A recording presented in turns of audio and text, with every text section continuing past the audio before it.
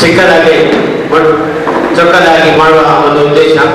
ಅದರಿಂದ ವೇದಿಕೆಯಲ್ಲಿರುವ ನಮ್ಮ ಇವತ್ತಿನ ಕಾರ್ಯಕ್ರಮ ಕಥೋಲಿಕ ಸಭಾ ಪಾಂಡ್ಯ ಘಟಕದ ವತಿಯಿಂದ ಪೈಪ್ ಕಂಪೋಸ್ಟ್ ಮನೆಯಲ್ಲಿ ನಮ್ಮ ಕಸವನ್ನು ಹೇಗೆ ವಿಂಗಡಿಸುವುದು ಇದರ ಬಗ್ಗೆ ಮಾಹಿತಿ ಕೊಡಲು ಕೋಟೆಗಾರ್ ಪಟ್ಟಣ ಪಂಚಾಯತಿನ ಆರೋಗ್ಯ ನಿರೀಕ್ಷಕರಾದ ಶ್ರೀಮಾನ್ ವಿಕ್ರಮ್ ಸರ್ ನಮ್ಮ ಜೊತೆಗಿದ್ದಾರೆ. ಅವರು ನಾನು ಆತ್ಮೀಯವಾಗಿ ಸ್ವಾಗತಿಸ್ತೇನೆ. ಕೋಟೆಗಾರ್ ಪಟ್ಟಣ ಪಂಚಾಯತಿನ ಕೌನ್ಸಿಲರ್ ನಮ್ಮ ಬನ್ನಿ ಚರ್ಚಿನ ಒಂದು ಬನ್ನಿ ಚರ್ಚ್ ಸೆಕೆಂಡ್ ವಲಯ ಗುರಿಕಾರರು ಶ್ರೀಮಾನ್ ಲೆನ್ಸ್ ಇವರು ಕೂಡ ನಮ್ಮ ಜೊತೆಗಿದ್ದಾರೆ. ಅವರು ಕೂಡ ನಾನು ಆತ್ಮೀಯವಾಗಿ ಸ್ವಾಗತಿಸ್ತೇನೆ. ಪಾಲನಾ ಮಂಡಳಿಯ ಕಾರ್ಯಾಧ್ಯಕ್ಷರಾದ ಶ್ರೀ ಡೆಲಿಸ್ವರ್ ಸಲೀಸ್ ಕೂಡ ನಮ್ಮ ಜೊತೆಗಿದ್ದಾರೆ. ಅವರನ್ನು ಕೂಡ ನಾನು ಆತ್ಮೀಯವಾಗಿ ಸ್ವಾಗತಿಸ್ತೇನೆ. ಅದೇ ರೀತಿ ನಮ್ಮ ನಿಕಟ ಪೂರ್ವ ಅಧ್ಯಕ್ಷರು ಶ್ರೀ ಸ್ಟ್ಯಾನಿ ರಾಡ್ರಿಗಸ್, ನಮ್ಮ ಘಟಕದ ಕಾರ್ಯದರ್ಶಿ ರೋಹಿತ ಮ್ಯಾನೇಜರ್ಸ್, ಅದೇ ರೀತಿ ವೇದಿಕೆ ಮುಂಭಾಗದಲ್ಲಿ ನಮ್ಮ ಪಾಂಡ್ಯ ಘಟಕದ ಸದಸ್ಯರು, ವಾರ್ಡಿಯ ಗುರಿಕಾರರು, ಅದೇ ರೀತಿ ಎಲ್ಲರನ್ನು ನಾನು ಆತ್ಮೀಯವಾಗಿ ಸ್ವಾಗತಿಸುತ್ತಾ ಸ್ವಚ್ಛ ಭಾರತ್ ಇದೆ, ಸ್ವಚ್ಛ ಸರ್ವೇಕ್ಷಣ್. ನಾವು ನಮ್ಮ ಮನೆಯಲ್ಲಿ ವಾಸಿಸುತ್ತೇವೆ. ನಮ್ದು ಮನೆ ಜಾಗ ಎಲ್ಲ ಇದೆ. ನಾನು ಕೆಲವೊಮ್ಮೆ ನೋಡಿದ್ದೇನೆ, ಮನೆಯಲ್ಲಿದ್ದಂಥ ನಾಯಿಯನ್ನು ಹಿಡಿದು ಹೊರಗೆ ಹೋಗ್ತಾರೆ. ತೆಂಗಿನ ಮರ ಇದೆ, ಬುಡ ಇದೆ, ಎಷ್ಟು ಜಾಗ ಇದೆ, ಹೊರಗೆ ಹೋಗ್ತಾರೆ. ಮನೆಯಲ್ಲಿದ್ದಂಥ ಕಸ, ಕಡ್ಡಿ, ಮೈನು, ಮಾಂಸ ಎಲ್ಲ ತಂದ್ರೆ ವೇಸ್ಟೇಜ್ ಕೊಂಡೋಗಿ ಇದು ತೆಂಗಿನ ಮರದ ಬುಡದಲ್ಲಿ ಹಾಕಬಹುದು, ನಮ್ಮ ಜಾಗದಲ್ಲಿ ಹಾಕುವುದಿಲ್ಲ, ಬೇರೆಯವರ ಜಾಗದಲ್ಲಿ. ಅದರ ಪರಿಮಳ ನಮಗೆ ಬೇಡ, ಬೇರೆಯವರಿಗೆ. ಇಂಥ ಒಂದು ಮನೋಸ್ಥಿತಿ ಇದೆ ಇವತ್ತು ನಮ್ಮ ಸಮಾಜದಲ್ಲಿ.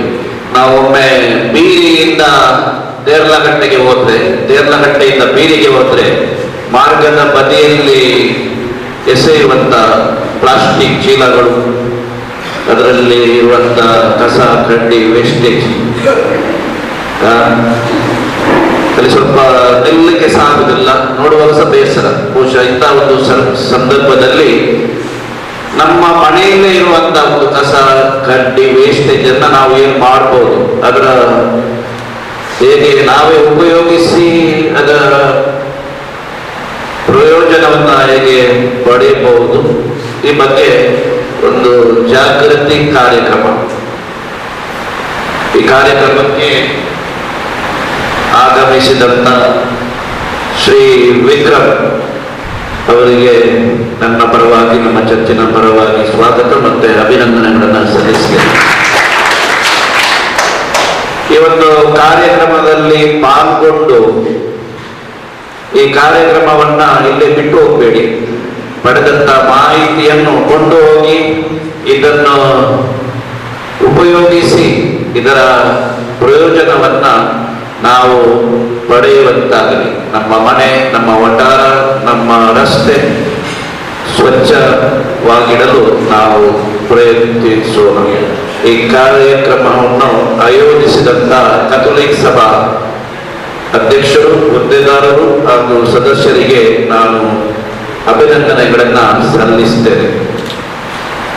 ಪುನೊಮ್ಮೆ ಈ ಕಾರ್ಯಕ್ರಮಕ್ಕೆ ಶುಭವನ್ನ ಕೋರಿ ಈ ಕಾರ್ಯಕ್ರಮದ ಮೇಲೆ ದೇವರ ಆಶೀರ್ವಾದವನ್ನು ನೀಡಿ ನಾವು ನಮ್ಮ ಕಸವನ್ನು ಯಾವ ರೀತಿ ಉಪಯೋಗಿಸ್ತೇವೆ ಎಂಬ ಬಗ್ಗೆ ಇದರಲ್ಲಿ ಸಂದೇಶವನ್ನು ನೀಡಿದ ನಮ್ಮ ಧರ್ಮಗುರುಗಳಿಗೆ ಧನ್ಯವಾದಗಳು. ಈಗ ನಾವು ಸೀದಾ ನಮ್ಮ ಪೈಪ್ ಕಂಪೋಸ್ಟ್ ಬಗ್ಗೆ ಮಾಹಿತಿ ಕೊಡಲಿಕ್ಕೆ ನಾವು ನಮ್ಮ ಕೋಟೆಗಾರು ಪಟ್ಟಣ ಪಂಚಾಯತ್, ನಿಜವಾಗ್ಲೂ ನಾನು ಈ ಕಾರ್ಯಕ್ರಮ ಹೇಗೆ ಆಯೋಜನೆ ಮಾಡೋದು ನನಗೆ ಗೊತ್ತಿರಲಿಲ್ಲ. ನಾನು ಹೆಲ್ತ್ ಕ್ಯಾಂಪಿನ ಬಗ್ಗೆ ಮಾತಾಡಲಿಕ್ಕೆ ಕೋಟೆಗಾರು ಪಟ್ಟಣ ಪಂಚಾಯತ್ಗೆ ಹೋದಾಗ ಅಲ್ಲಿಯ ಆರೋಗ್ಯ ಅಧಿಕಾರಿಗಳು ಭೇಟಿ ಮಾಡಿ ಅಂತ ನಮ್ಮ ಸಿಒ ಮುಖ್ಯ ಕನ್ನಡಾಧಿಕಾರಿ ಪಟ್ಟಣ ಪಂಚಾಯತ್ನ ಇವರು ನಮಗೆ ಮಾಹಿತಿ ಕೊಟ್ಟರು. ಈ ಒಂದು ಕಾರ್ಯಕ್ರಮ ನೀವು ಮಾಡಬೇಕಂತ ನಾನು ಒತ್ತಾಯ ಮಾಡಿದಾಗ ನಾನು ಕೂಡಲೇ ಫೋನ್ ಮುಖಾಂತರ ನಮ್ಮ ಆರೋಗ್ಯ ನಿರೀಕ್ಷಕರನ್ನು ಸಂಪರ್ಕಿಸಿದೆ. ಖಂಡಿತವಾಗಿ ಇದು ಒಳ್ಳೆ ಕಾರ್ಯಕ್ರಮ, ನೀವು ಮಾಡಬೇಕು, ಅದಕ್ಕೆ ನನ್ನ ಸಂಪೂರ್ಣ ಸಹಕಾರ ಇದೆ ಅಂತ ಅವರು ಒಪ್ಪಿಕೊಂಡಿದ್ದಾರೆ. ತಪ್ಪ ಸಮಯದಲ್ಲಿ ಬೆಳಿಗ್ಗೆ 8 ಗಂಟೆ ಅಂದರೆ 8 ಗಂಟೆಗೆ ಇಲ್ಲಿ ಸಭಾಂಗಣದಲ್ಲಿ ಹಾಜರಿದ್ದು ಇವತ್ತಿನ ನೀವೆಲ್ಲರೂ ಇದರ ಮಾಹಿತಿಯನ್ನು ಪಡೆಯುವುದಲ್ಲ, ಇದರ ಬಗ್ಗೆ ನಾವು ನಮ್ಮ ಮನೆಯಲ್ಲಿ ಕಾರ್ಯಗತ ಮಾಡಬೇಕಂತ ಈ ಸಂದರ್ಭದಲ್ಲಿ ಹೇಳುತ್ತಾ, ಅಲ್ಲಿಂದ ತಗೊಂಡು ಹೋಗುವವರೆಗೂ ಕಿರಿಕಿರಿ, ಅಲ್ಲಿಂದ ಹೋಗುವುದನ್ನು ಕಿರಿಕಿರಿ ಅಂತ ನಾವು ಅನ್ಕೊಂಡು, ಆದ್ರೆ ಇದು ಕಸ ಅನ್ನುವಂಥದ್ದು ಒಂದು ಕಿರಿಕಿರಿ ಸಬ್ಜೆಕ್ಟ್ ಅಲ್ಲ. ಇದರಿಂದ ನಾವು ತುಂಬಾ ಲಾಭ ಪಡಿಬಹುದಾದ ಸಬ್ಜೆಕ್ಟ್.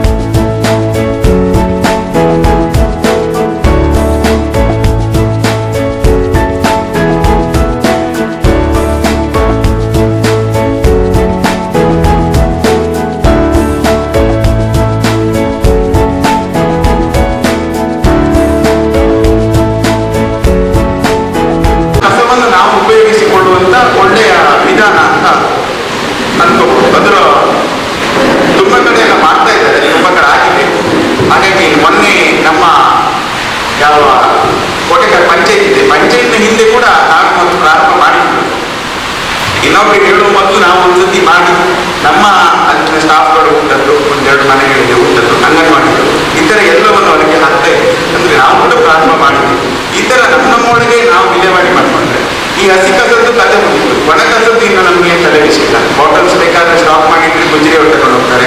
ಪ್ಲಾಸ್ಟಿಕ್ ಪೇಪರ್ಸ್ ನಮ್ಮ ಬುದ್ಧಿಗೆ 2 ದಿನಕ್ಕೆ ಒಂದ್ಸತಿ ಗಾಡಿಗಾಗಿ ಪ್ರಾರಂಭ ಆಗಿದೆ. ಗಾಡಿಗಳಿಗೆ ಕೊಟ್ರೆ ಸಮಸ್ಯೆ ಇಲ್ಲ.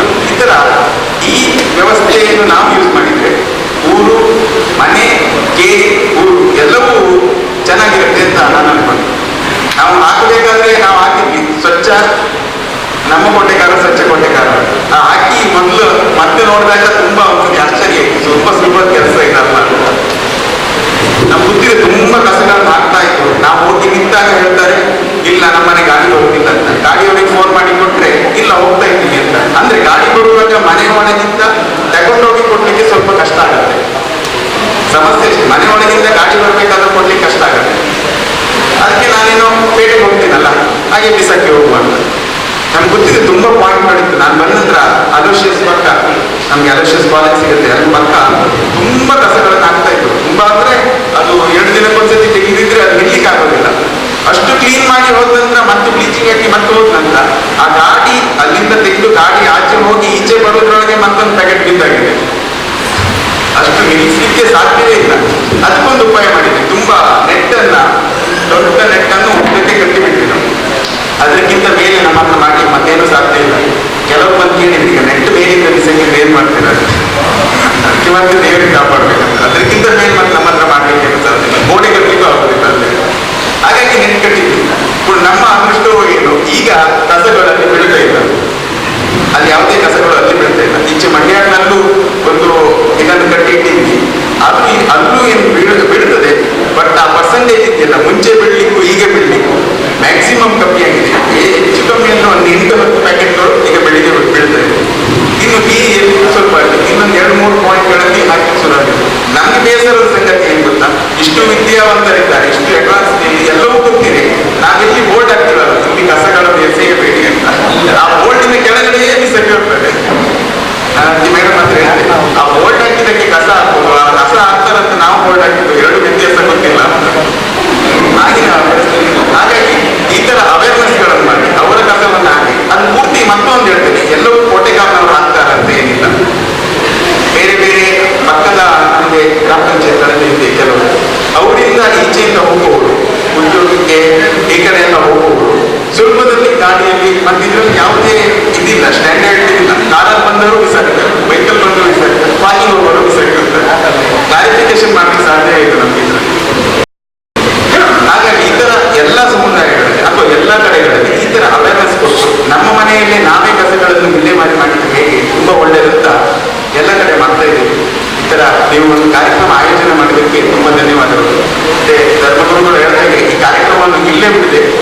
ನಮ್ಮ ಮನೆಗಳಲ್ಲಿ ತಗೊಂಡು ಹೋಗಿ ಅದು ಸಾಧಾರಣ 1,000 ರೂಪಾಯಿ ಹತ್ರ ಖರ್ಚು ಇರ್ಬೋದು ನಮ್ಮ ಮನೆಗಳಿಗೆ ಒಂದ್ಸತಿ ಮಾಡಿದ್ರೆ.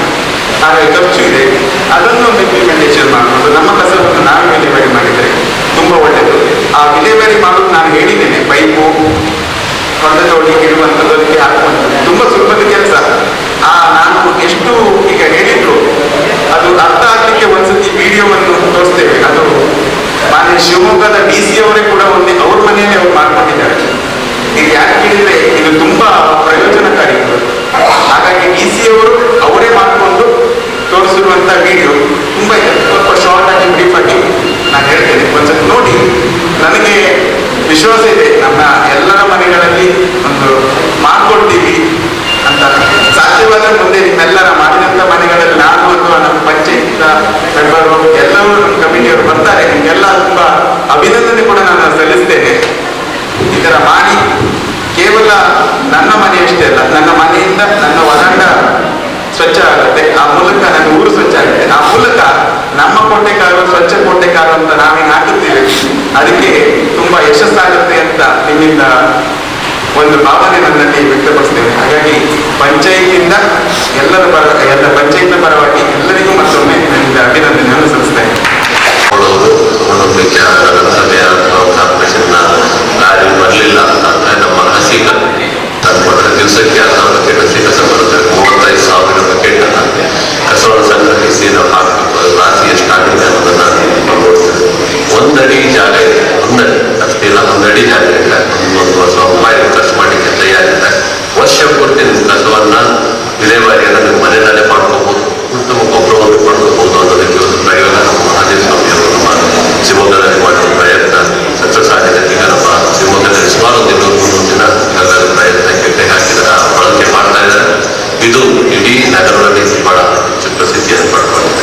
ಅದು ಹೇಗೆ ಮಾಡಬೇಕು, ನಾವೇ ಮಾಡ್ಕೋಬಹುದು, ಯಾರು ಬೇಕಾಗಿಲ್ಲ ಅನ್ನೋದನ್ನು ತೋರಿಸಿ ಬರ್ತಿದ್ದಾರೆ. ಅದನ್ನ ಇಲ್ಲಿ ಒಂದು ಪೈಪ್ ಇದೆ, ಇಲ್ಲಿ ನೋಡಿ ಖಾಲಿ ಜಾಗ ಇದೆ, ಇಲ್ಲಿ ಒಂದು ಪೈಪ್ ತಂದಿದೆ. ನಾವು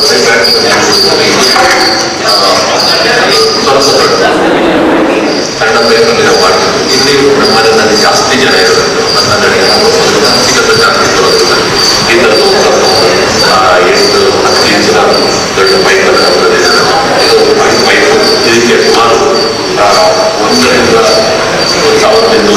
ರೂಪಾಯಿ ಆಗುತ್ತೆ. ಪೈಪ್ ತಂದರೆ ಸಾಕು, ಏನು ಮಾಡಬೇಕಾಗಿಲ್ಲ. ಉದಾಹರಣೆಗೆ ಖಾಲಿ ಜಾಗ ಹೇಳೋ ಅದನ್ನು ಏನು ಮಾಡಬೇಕು ಅಂತ ಹೇಳಿ ತೋರಿಸ್ತಾರೆ. ದಪ್ಪ ಪೈಪ್ ತಗೊಳ್ಬೇಕಿಲ್ಲ. ಅವ್ರು ಹೇಳಿದ್ರು ನಮ್ಮ ಮನೆಗೆ ಒಂದು ಸಾಧಾರಣ 10-12 ಜನ ಇದ್ದಾರೆ, ಹಾಗಾಗಿ ದಪ್ಪ ಒಂದು ಪೈಪ್ ತಗೊಂಡು ಸಾಧಾರಣ ಒಂದು 6 ಇಂಚ್ ಪೈಪ್ ತಗೊಳ್ತಾರೆ.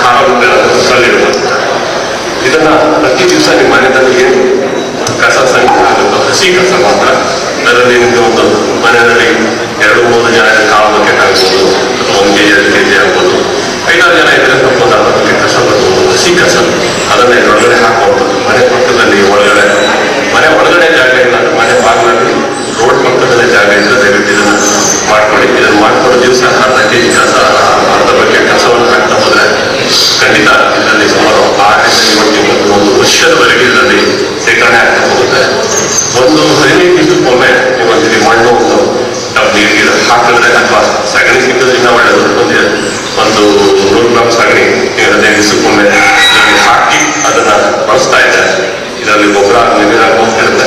6 ತಿಂಗಳು ವರ್ಷಕ್ಕೂ ನೀವು ಒಂದ್ಸಲ ಓಪನ್ ಮಾಡಿದ್ರೆ ನಿಮ್ಮ ಗಿಡಕ್ಕೆಲ್ಲ ಆದಷ್ಟು ಒಳ್ಳೆ ಆರ್ಗ್ಯಾನಿಕ್ ಮೆನ್ಯೂರ್ ಅಥವಾ ಸಾವಯವ ಗೊಬ್ಬರ ನೀವು ಮನೆ ಸಿಗುತ್ತೆ. ಈ ದೊಡ್ಡ ಪೈಪ್ ಹಾಕೊಂಡಿದ್ದೀವಿ ನಮ್ಮ ಮನೆಯವರು 14 ಜನ ಇದ್ದಾರೆ, ಹಾಗಾಗಿ ದೊಡ್ಡ ಹಾಕೊಂಡಿದ್ದಾರೆ. ನಿಮ್ಗೆ ಈಗ ಪಕ್ಕದಲ್ಲಿ ಒಂದು ಸಣ್ಣ ಪೈಪ್ ಇದೆ, ಆ ಪೈಪ್ ನೀವು ನೋಡ್ಬೋದು. ಆಮೇಲೆ ಮುಂದೆ 15 ಹಾಕಿದ್ದಾರೆ.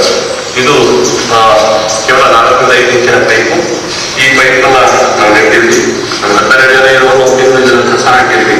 1 ತಿಂಗಳು ಅಂತಂದ್ರೆ 12 ಜನ ಇರೋದು 1 ತಿಂಗಳಲ್ಲಿ ತುಂಬುತ್ತೆ ಅನ್ನೋದ್ರೆ ನೀವು 2-3 ಜನ ಇರೋರು 1 ವರ್ಷ ಆದ್ರೂ ತುಂಬದೇ ಇರುವಂತ ಮನೆಗಳಿದ್ದಾವೆ.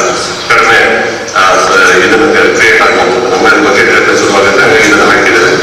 ಇದು ಸಾಧಾರಣ ನಮ್ಮ ಜೊತೆ ಅದನ್ನು ಮಾಡಿಕೊಂಡಿದ್ದಾರೆ. ಸಣ್ಣ ಕುಟುಂಬಗಳಿಗೆಲ್ಲ ಇದೊಂದು ಸಾಕು. ಇದೊಂದು ಮುಚ್ಚಳ ಇರುತ್ತೆ. ಇದನ್ನು ತುಂಬ ಡೈಲಿ ಮುಚ್ಚಿಬಿಟ್ಟು ಅದು ಹಾಕಿ ಇದನ್ನು ಮುಚ್ಚುವಂಥದ್ದಷ್ಟೇ. ಅದರಲ್ಲಿ ಪಾಲೆ ಕಾಲಾಗಿ ಅದು ಮೆದಿರಾಗಿ ಕೆಳಗಡೆ ಸೇರ್ತಾ ಹೋಗುತ್ತೆ. ಕೊನೆಗೆ ಅದನ್ನು ತೆಗೆದುಬಿಟ್ಟು ಕಸ ಗೊಬ್ಬರ ಮತ್ತೆ ಅಲ್ಲಿ ಕೂಡಿ ಕಸ ಹಾಕುವಂಥದ್ದನ್ನು ಮಾಡ್ತಾ ಹೋಗುವಂಥದ್ದು. ಇದು ಮಾಡೋದ್ರಿಂದ ಪ್ರತಿದಿನ ನಮ್ಮ ಮನೆಗಳಲ್ಲಿ ಕಸ ಅಲ್ಲಿ ಸೊಳ್ಳೆಗಳು ಕೂತ್ಕೊಳ್ಳೋದು, ನೊಣಗಳು ಕೂತ್ಕೊಳ್ಳೋದು, ಕಾರ್ಪೊರೇಷನ್ ಅವ್ರನ್ನ ಕಾಯುವಂಥದ್ದು ಇವೆಲ್ಲ ತಪ್ಪುತ್ತೆ. ಇದು ತಪ್ಪೋದ್ರಿಂದ ನಮಗೆ ಆರೋಗ್ಯವೂ ಇಂಪ್ರೂವ್ ಆಗುತ್ತೆ. ಒಳ್ಳೆ ಆರ್ಗ್ಯಾನಿಕ್ ಗೊಬ್ಬರ ಸಿಗುತ್ತೆ. ವಿಶೇಷವಾಗಿ ನಮ್ಮ ಶಿವಮೊಗ್ಗದಲ್ಲಿ 25,000 ಕುಟುಂಬ ಇದ್ದಾರೆ. ದಿವಸಕ್ಕೆ 35 ಕಸವನ್ನು ಒಂದು ಕಡೆ ಜಾಸ್ತಿ ಹಾಕಿದ್ರೆ ಹೇಗಿರುತ್ತೆ ಅನ್ನೋದನ್ನು ಕಲ್ಪನೆ ಮಾಡುವಂಥದ್ದು ಪರಿಹಾರ ಸಿಗುತ್ತೆ. ನೀವು ಹೊರಗಡೆ ಗಾಡಿ ಬರೋದು, ಕಾರ್ಪೊರೇಷನ್ ಗಾಡಿ ಬರೋದನ್ನು ಕಾಯ್ಕೊಂಡು ಕೂಡ ಬಂದು ನಿಮ್ಮ ಸರ್ಕಾರ ಕಚೇರಿ ಬರುತ್ತೆ. ಇನ್ನೊಂದು ಯಾವುದು ಪ್ರಾಬ್ಲಮ್ ಇಲ್ಲ, ಏನು ಸೊಳ್ಳೆ ಆಗುವಂಥದ್ದು ಈ ಥರ ಏನು ಪ್ರಾಬ್ಲಮ್ ಇಲ್ಲ. ಹಾಗಾಗಿ ಅವರೇ ಮಾಡಿ ತೋರಿಸಿದ್ದಾರೆ ಜನರಿಗೆ. ಅವರು ಜೊತೆಗೆ ಅವರು ಮಾಡ್ತಾ ಇದ್ದಾರೆ. ಈ ಬಗ್ಗೆ ಏನಾದರೂ ಒಂದು 15 ದಿನಕ್ಕೊಮ್ಮೆ ನೀರು ಮತ್ತು ಸ್ವಲ್ಪ ಮಣ್ಣನ್ನು ಹಾಕುವಂಥದ್ದು ಕಂಪಲ್ಸರಿ. ನೀರು ಮತ್ತೆ ಮಣ್ಣನ್ನು 10 ದಿನಕ್ಕೊಂದ್ಸತಿ ಹಾಕಿದ್ರು ತೊಂದರೆ, ಇದ್ರ ಆಗ್ತಾ ಸಗಣಿ ಹಾಕಿದ್ರೆ ಮತ್ತು ಉತ್ತಮ. ಅದು ಬಿಟ್ಟರೆ ಮತ್ತೆ ಯಾವುದೋ ಸೈನ್ಸು ಮತ್ತು ಕೆಮಿಕಲ್ ಮತ್ತೆ ಯಾವುದು ಹಾಕಬೇಕು, ಮತ್ತೆ ಅದು ಗೊಬ್ಬರಕ್ಕೆ ಇನ್ನೊಂದು ಯಾವುದು ಜನರೇಟ್ ಆಗ್ಬೇಕು, ಆ ಥರ ಏನಿಲ್ಲ. ಸರಳವಾಗಿ ಸಹಜ ಪ್ರಕ್ರಿಯೆಯಲ್ಲಿ ಗೊಬ್ಬರ ಆಗೋದು ಮತ್ತೆ ಸುಲಭ ವಿಧಾನದಲ್ಲಿ ಗೊಬ್ಬರ ಆಗೋದು. ಪ್ಲಾಸ್ಟಿಕ್ ಪೈಪ್ ಹಾಕೋದು, ಸಿಮೆಂಟ್ ಪೈಪ್ ತುಂಬ ಕಾಸ್ಟ್ಲಿ ಆಗಿತ್ತು. ಏನು ತೊಂದರೆ ಇಲ್ಲ. ಪ್ಲಾಸ್ಟಿಕ್ ಸಾಧಾರಣ ಡಬ್ಬಲ್ ಬರ್ತದೆ ಅಲ್ಲ, ಅದ್ರ ಮೇಲೆ ಬರ್ತದಲ್ಲ ಪೈಪ್. 2 ಕಡೆ ತೆಗೆದ ಒಂದು ಕಡೆ ತೂತೆ ಅಲ್ಲ, ಮೇಲೆ ಕಡೆ ಒಂದು ಮುಚ್ಚಳ ಇದ್ರೆ ಒಳ್ಳೆಯದು. ಮುಚ್ಚಳ ಹಾಕಲೇಬೇಕು ಮೇಲೆ. ಅದು ಮುಚ್ಚಳ ಪೈಪಿಂದೇ ಹಾಕ್ಬೋದು ಅಥವಾ ಈಗ ಅವರು ಹೇಳಿದ್ರಲ್ಲ ಲೇಟನ್ನು ಮುಚ್ಚಬಹುದು. ಲೇಟನ್ನು ಮುಚ್ಚಬಹುದು. ಅದರ ಮುಚ್ಚಿದ್ದು ಯಾಕಂದ್ರೆ ಸ್ಮೆಲ್ಗಳು ಹಾಕಿದ್ದಾಗೆ ಮತ್ತೆ ಬೇರೆ ಎಲ್ಲವೂ ಅದರೊಳಗೆ ಹೋಗ್ಬಿಟ್ಟಿದ್ದಾರೆ. ಎಲುಬೆಲ್ಲ ಮೀನಿಂದು ಇದನ್ನು ಅದು 40 ದಿನಗಳಾಗುತ್ತೆ ಗೊಬ್ಬರ ಹಾಕಿ ಪೂರ್ತಿ ಆದ ನಂತರ ಮತ್ತೊಂದು ಮಾಡ್ತೀವಲ್ಲ 40 ದಿನ 40 ಡೇಸ್. ಅದನ್ನು 40 ದಿನದೊಳಗೆ ನಾವು ಕೆಳಗಡೆ ಹಾಕಿರುವಂಥದ್ದೆಲ್ಲ ಗೊಬ್ಬರದ ಪ್ರಕ್ರಿಯೆಗೆ ಆಗುತ್ತೆ. ಆದರೆ ಮೇಲೆ ಹಾಕಿದಂಥ ಕಸಗಳಿರ್ತದೆ, ಅದು ಗೊಬ್ಬರ ಹಾಕಬೇಕಾಗುತ್ತೆ. ಇಷ್ಟು ಸಾಧಾರಣ 40 ದಿನ 45 ದಿನ ಇದರ ಬೇಕಾಗುತ್ತೆ ಗೊಬ್ಬರ. ಮತ್ತೆ ತುಂಬ ಜಾಗ ಏನು ಬೇಕಂತಿಲ್ಲ, ಸಣ್ಣ ಸ್ಪೇಸಲ್ಲಿ ಕೂಡ ಮಾಡ್ಬೋದು. ಅಷ್ಟು ಸ್ಮೆಲ್ ಏನಿರಲ್ಲ. ಸಾಧಾರಣ ಗೊಬ್ಬರ ಈಗ ಮನೆಯದು ಮಾಮೂಲಿ ಗೊಬ್ಬರವನ್ನು ಬಳಸಿದ ಗೊಬ್ಬರವನ್ನು ತರಬೇಕಾದ್ರೆ ಎಷ್ಟು ಸ್ಮೆಲ್ ಇರ್ತದೆ, ಅರ್ಧದಷ್ಟು ಅರ್ಧಕ್ಕಿಂತ ಮನೆ ಗೊಬ್ಬರ ಪೂರ್ತಿ ಗೊಬ್ಬರ ಆಗುತ್ತೆ. ಅದು ಗೊಬ್ಬರ ಆಗ್ತಾ ಇದೆ. ಹಾಗಾಗಿ ಇಷ್ಟು ದೊಡ್ಡ ಗೊಬ್ಬರ